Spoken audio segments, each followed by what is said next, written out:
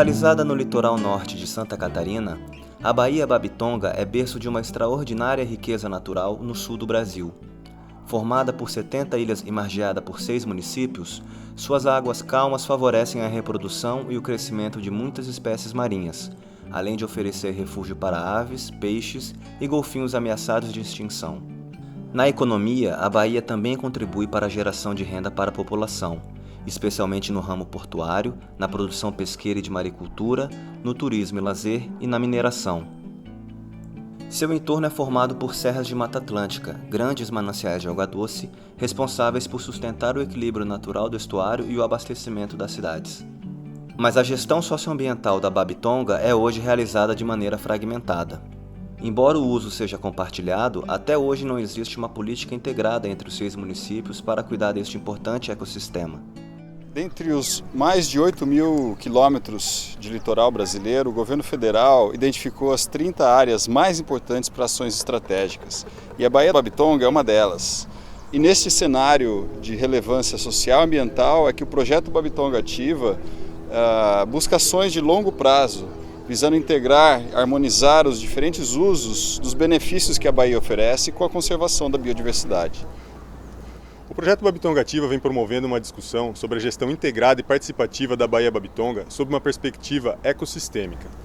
O projeto tem 2 objetivos principais. O primeiro deles é a estruturação do grupo Pró-Babitonga, que é um grupo multissetorial que vai envolver representações do poder público, da iniciativa privada e da sociedade civil organizada. O segundo objetivo está relacionado à oportunidade que o Grupo Pró-Babitonga vai ter de construir, de maneira participativa, um plano de gestão integrada para o ecossistema Babitonga. Esse plano busca compatibilizar os diferentes usos que acontecem dentro da Baía Babitonga. Para alcançar esses objetivos, nós seguimos 2 vertentes principais de atuação: mobilização social e o planejamento estratégico.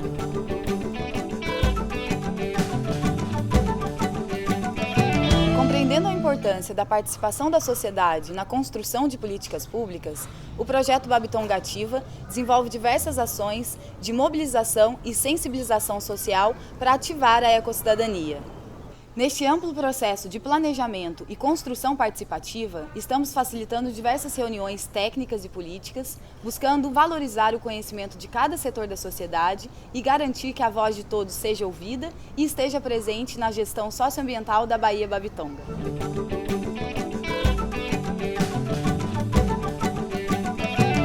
O planejamento estratégico nos ajuda a pensar e organizar o tipo de desenvolvimento que queremos. Ele inclui uma série de diagnósticos integrados sobre a saúde do ecossistema Babitonga.